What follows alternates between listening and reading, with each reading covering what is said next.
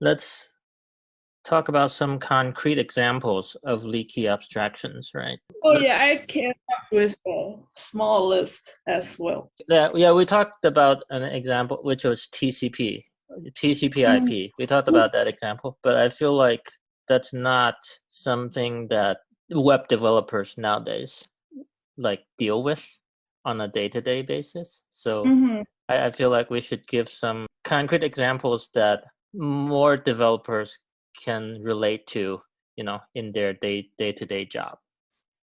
Yeah, I guess before going through the list, I'm thinking about an example that I encountered yesterday, which Yeah. is yesterday I was trying to deploy a application to Kubernetes. Uh-huh. So Kubernetes, like the idea is you just have those declaration files, which are like YAML, and Yep. then you just run some command line and then you should just work. So Mm-hmm. I have the declaration file, I ran the command line, and then so that's a Nest.js application. It's like a very simple server. So when you run it, you will see like the log saying the server is initiated successfully or whatever. So I saw the log in my deployed application. I saw all the logs is exactly the same, but when I pin the server, it just doesn't do anything. It's like timeout.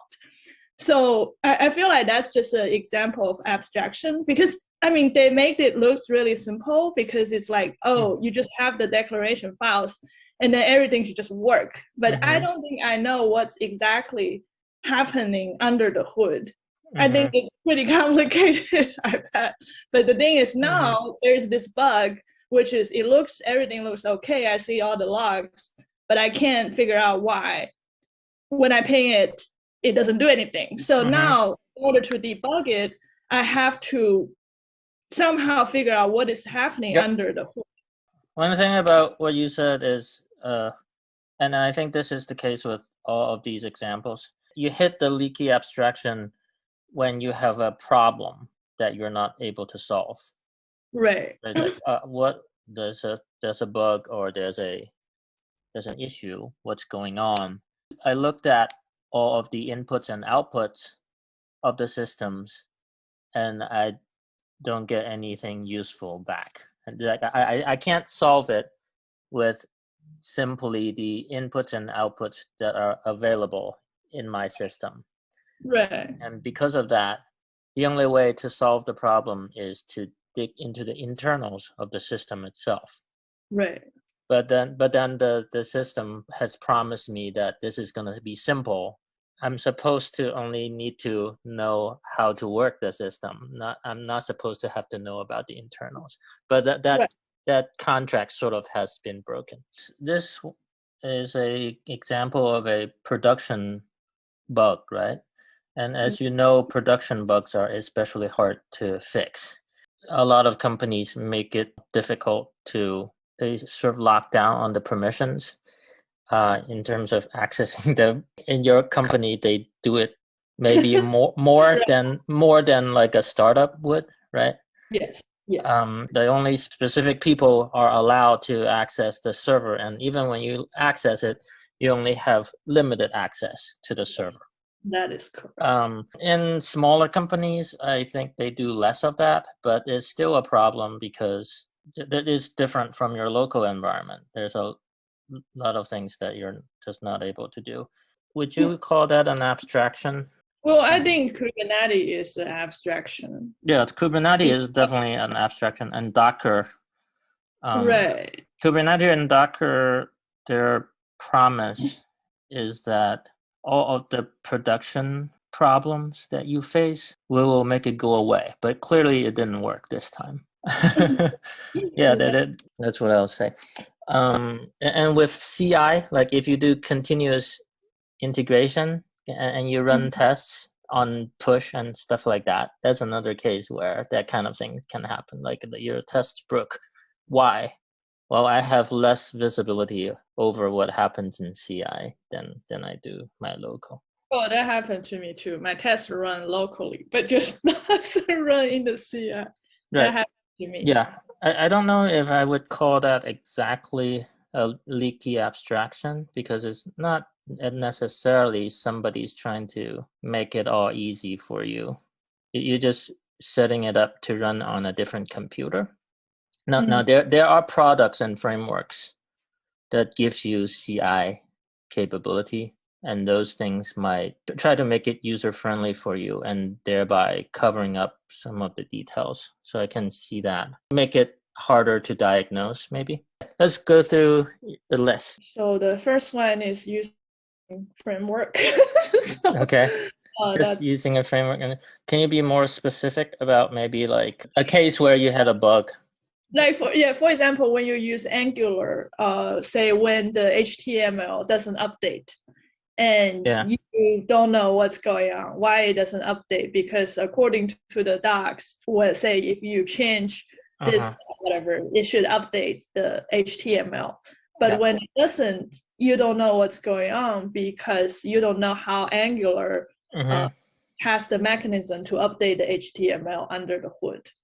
Yeah, and now you're gonna read a lot of articles about change detection and and the internals of Angular and all that stuff. Yeah, Angular exposed some of the stuff. It's like, oh, you can change the change detection, whatever mode to whatever. But that's not everything, I think. And it's like, all the cases. There's the opposite problem, which is it's updating too much. It's like updating 500 times when I do this simple thing, and you're like, what's going on? And that's I haven't ever found a good way to explain some of the cases when the weirdness happens. I imagine a developer who's on the Angular team who understands the internals, they can probably diagnose that and come up with a good explanation, but I couldn't, right? So that's an example of a leaky abstraction. So I don't know what is a good way to solve it. Let's defer that. Let's just complain and not try to solve any problems for now. So since you mentioned Angular, I'm gonna mention React. So React has this special key prop that once in a while you encounter. Like if you do like a use an array of objects to generate an array of elements, for example. Usually you use array.map to loop through the array and generate an array of elements, whether it's an array of option elements or an array of list item elements, that kind of thing. It'll usually give you a warning that, hey, you should probably provide the key prop, right? I remember that. Yeah, you remember that. Yeah, you haven't done React in a while, but you've done it before. But I still remember that. Yeah, you still remember that. The summary is React wants you to give it a hint in order to make its rendering more efficient. Because the default behavior, without you giving the hint, causes a sort of suboptimal workload, I guess, in terms of what React has to do. And in order to understand that, you actually have to understand how React works internally. React has this virtual DOM mechanism where every time it renders a page or a subpage, it generates a virtual version of the DOM. That's just like the DOM, except it's not the real one. It's just some data structures, some arrays and objects nested like a DOM would, but it's not the real DOM. But it generate a whole representation of the DOM. And then the next time it renders, it does that again. So now you have two whole virtual representations of the DOM. And then there's a diff process that finds the differences between the two DOM trees, which I actually am kind of fascinated by that, as you know, because I talk about diff algorithms a lot, right? Yeah. Because it has to do with tracking time and stuff like that, and I love that stuff. But anyway, the problem is when you have an array of elements of the same type, if one of them gets deleted, like you have let's say you have 10 option elements, and if the user did something and you deleted one of the option elements from the middle, then what would happen is, as React is doing the diff, it'll say, oh, the first option still is the same as last time. The second still the same as last time. Third still the same. Fourth still the same. Fifth one is not the same as last time, because the one that used to be the fifth one has been deleted. Now the fifth one is actually the sixth one last time. Right.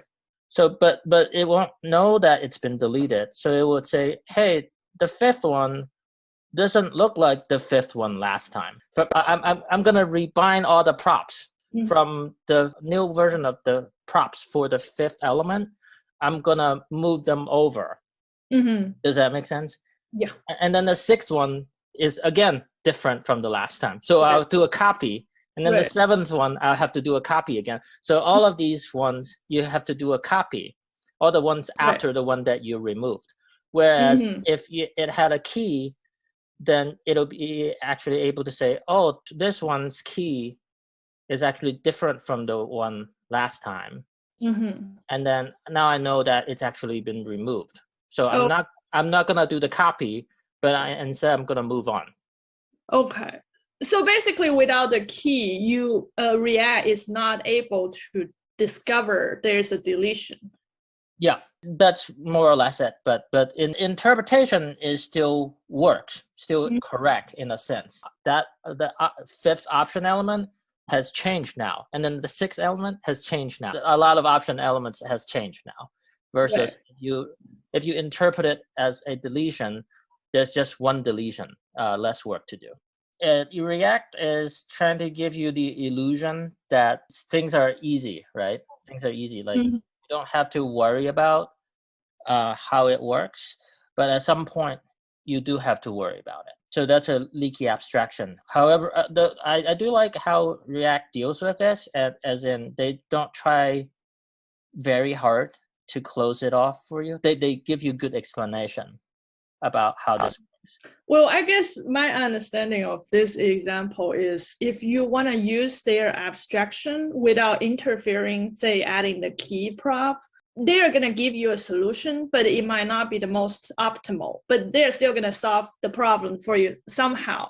But in order to optimize it, you have to do some sort of close the gap yourself by providing a key. So the default behavior is just like in SQL, if you do select star. I mean, that's very simple, but it's not the most optimized. So if you want to optimize, you have to do something yourself, basically, or provide a solution. Yeah. Performance is something we do later.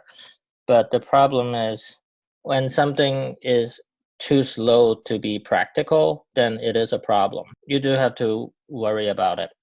But we say usually don't worry about it at the beginning when you're just trying to get it to work.